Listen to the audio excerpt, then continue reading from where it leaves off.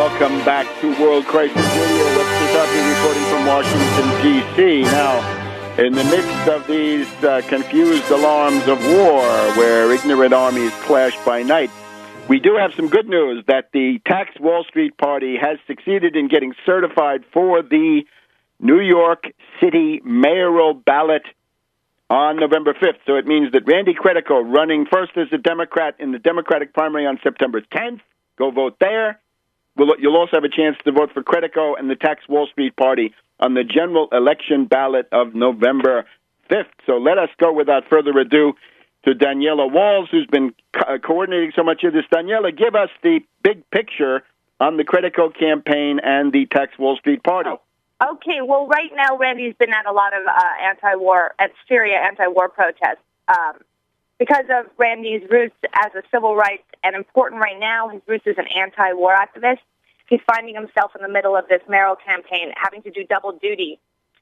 At the mayoral candidate forums, he's been blasting the other candidates for not speaking out about this intervention. Before and after the forums, he's been running out to the growing anti-war protests that are on the streets right now. Randy attended a large hands-off Syria rally yesterday in Times Square with Chris Reese from the United Front Against Austerity. Not surprisingly, no other mayoral candidates were seen at this event. Just based on last night's demonstration in New York City, the protests appear to be ballooning, and it's getting reminiscent of the beginning of the anti-Iraq war protests back in 2002. That's the word from New York City. In any case, But Randy is the only authentic anti-war candidate in this September 10th Democratic primary. Daniela, let me just stop you there. Can you tell us, do the other candidates say anything about this, or they try to avoid it, or what do they do? They just have, so far, it's new in this, so far they've just been kind of laughing it off when he brings it up. But they were laughing off his other messages before, and now they're starting to adopt the things he said, and everything's moving more in a populist progressive left direction, like Christine Quinn just the other day adopted a $15 an hour minimum wage. So we'll see what they come out and say, but so far they've just been giggling. That I know of. So, but like I was saying, Randy is the peace candidate for mayor right now. I mean, Randy opposed the war in Vietnam in the 60s. He courageously traveled to war-torn Nicaragua in the 80s. Can you hear me, Webster? Yeah, go ahead. You're doing fine. He raised money. What? He traveled to Nicaragua in the 80s, where he raised money for indigent Nicaraguan children when the Sandinista government was under assault by the Contras. Your listeners might recall were covertly and illegally armed by the Reagan administration, resulting in the Iran-Contra scandal. And Randy was an early and outspoken critic of both the twin wars in Iraq and Afghanistan. There's a lot of information about his anti-war activism in a documentary about his life that's on YouTube called 60 Spins Around the Sun. So if you YouTube the words Randy Credico 60 Spins Around the Sun, you'll find it. Randy and Chris spent most of their time at yesterday's demonstration confronting the pro-war Free Syrian Army folks who are clamoring for the U.S. To strike now. Randy and Chris were holding our huge banner that says, "Vote Credico, Tax Wall Street." The banner has a big photo of Randy's face on it, so the pro-war agitators could clearly see that Randy is running for mayor. I have video footage of Randy and Chris shouting at the small pro-war contingent, saying, "Go collect your paychecks from the CIA, you stooges."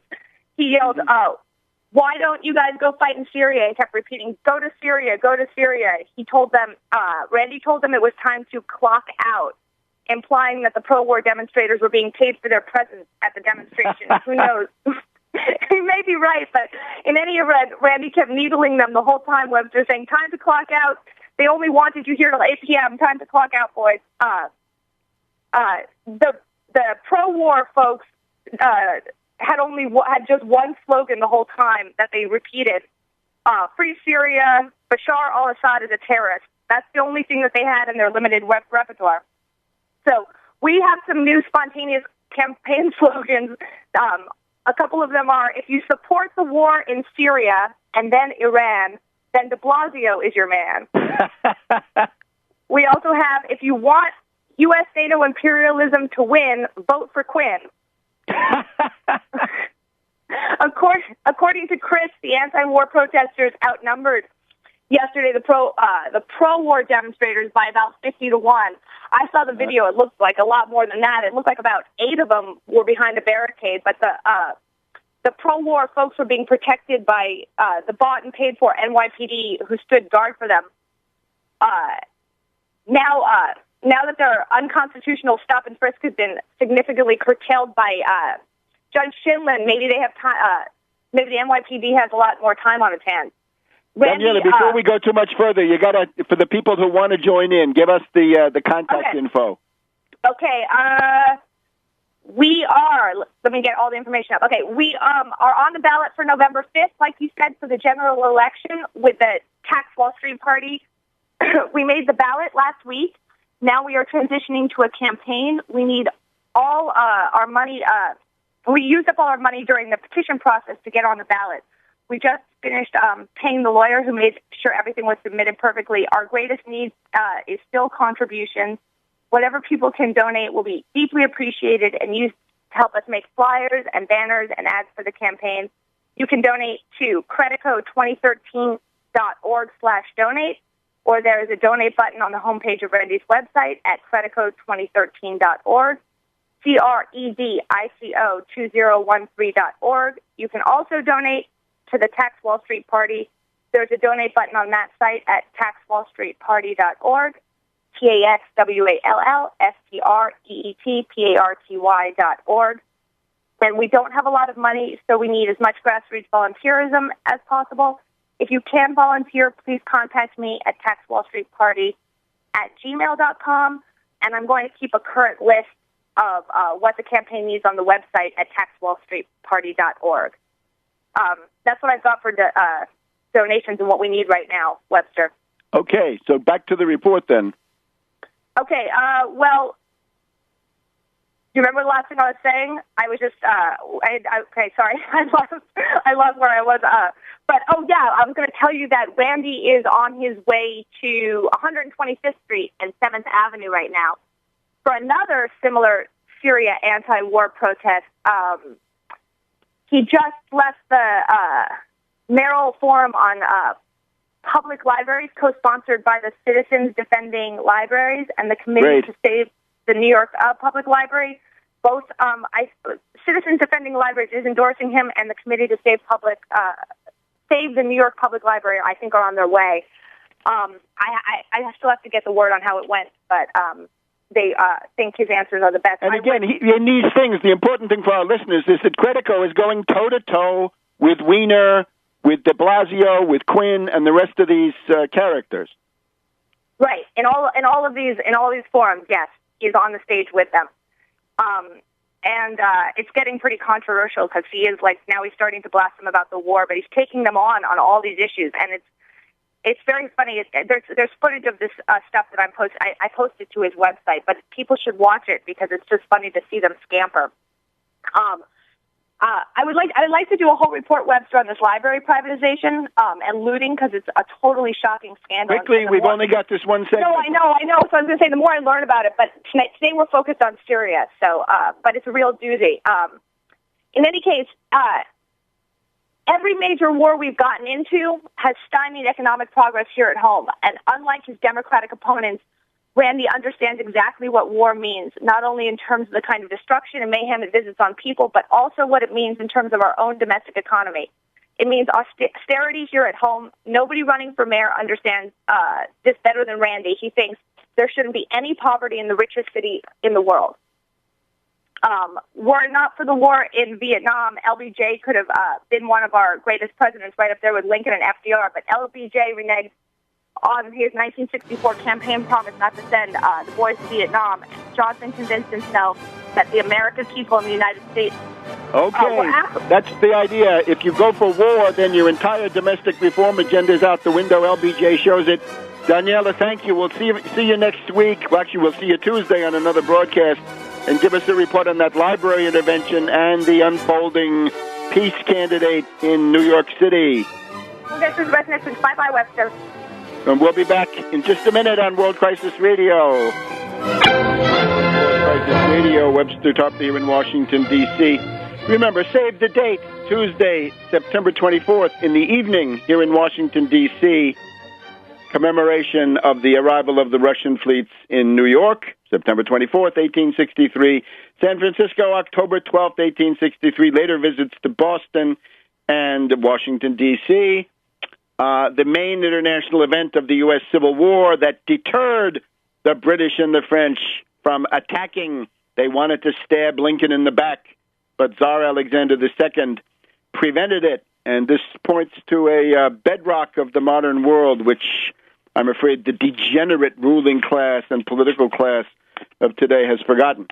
So let's just go through this rundown again, because I have the most complete one. I saw the Russia Today rundown. Mine is more complete. So we have the UN stalling, Ban Ki-moon not following orders from Skull and Bones Kerry on the inspectors. And the countries that have opted out to a greater or lesser extent are United Kingdom, Egypt, Germany, Italy, Spain, Austria, Jordan, Canada. Now, if you know more, go to Tarpley.net, Speakers Bureau page. There's a contact feature. Tell me about your country. Again, we're especially interested in the smaller NATO states like Belgium, Netherlands, Norway, and so forth. But a lot of these places are formally forbidden by their own domestic legislation from coming in when there's no UN resolution. And thanks again to Putin, and thanks also to the Chinese, there will be no such resolution. So this, as we pointed out at the beginning, is a broken-back imperialist coalition with no UN General Secretary, no UN Security Council, no Arab League, no legitimation through the local security organization, no U.S. Congress. There's a complete loser. Obama faces impeachment, not by us. We can't impeach anybody. But he will go down under the fascistic and reactionary Republicans, and this is not good for the United States. So we urge Obama, back off, be wise, follow your own instincts, which is to put yourself first. Your vanity will not be saved by this attack, and instead the people who are committed to destroying Obama will be given a huge lift. Again, the timetable. The warmonger line, as we heard it last night, James Bays on the new Al Jazeera America. You can't get the international Al Jazeera anymore, not even on the Internet. So James Bays is on there saying that the new warmonger line, right after the British Parliament voted no to war, was that since the imperialist attack coalition is crumbling more and more with each passing hour, attack immediately. You'll never be stronger than you are now. Now, if they do that, right, suppose the French and indeed the British, right, because Cameron is a desperado capable of anything. Cameron could declare martial law. Remember, that's a more complete police state than just about anything in the world since the fall of the DDR. This is a threat to formal democracy in the West, right? Content democracy, substantive democracy is long gone, but we still have formal democracy. You could see a move to start the attack anyway without reference to anybody's parliament, with, God knows, all sorts of coups happening all over NATO in particular. Andrea Mitchell says the attack should come on Sunday. Hollande says as early as Wednesday. Let me just point out there's one consideration. The new moon, right? The cowards like to come out and attack when they can't be seen, and that's when there's no moon. So the new moon is Thursday, September 5th.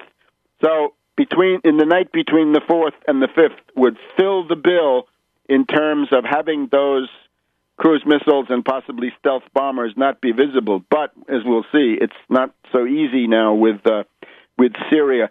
By the way, there are demonstrations. One group that is doing yeoman service is the Answer Coalition. Check them. Go to the Answer Coalition web pages. They have, especially in the coastal areas, California, and here in the East, there is a demonstration at the White House noon Saturday, just as this program is going on the air.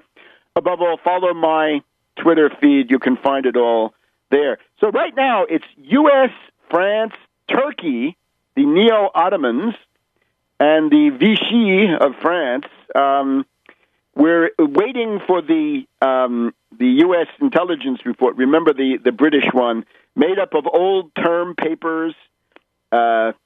Remember they were caught and parodies were put out. Right, we could have succeeded in our fraud if it hadn't been for our bloody incompetent proofreaders. Anthony Cordesman of all the Strangeloves is the most out in front for war. He has no doubt.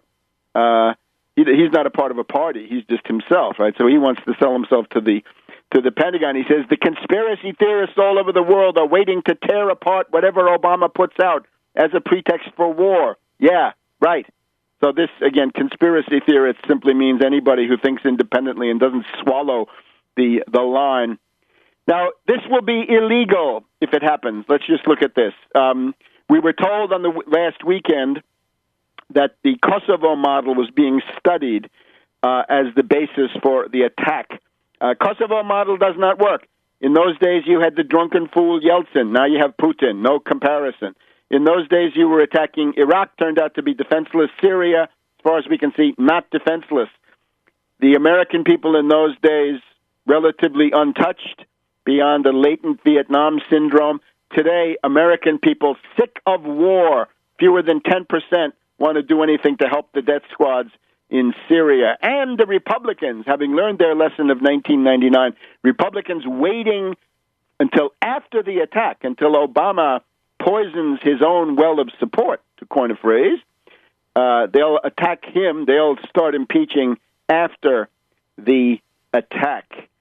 So that's the overview in that department. Now, let's just look a little bit more at this illegality.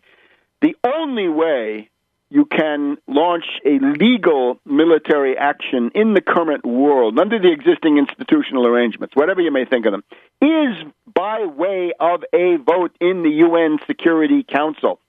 The administration says, well, there are chemical weapons involved. This violates the Chemical Weapons Treaty of 1925 and the more recent Chemical Weapons Convention.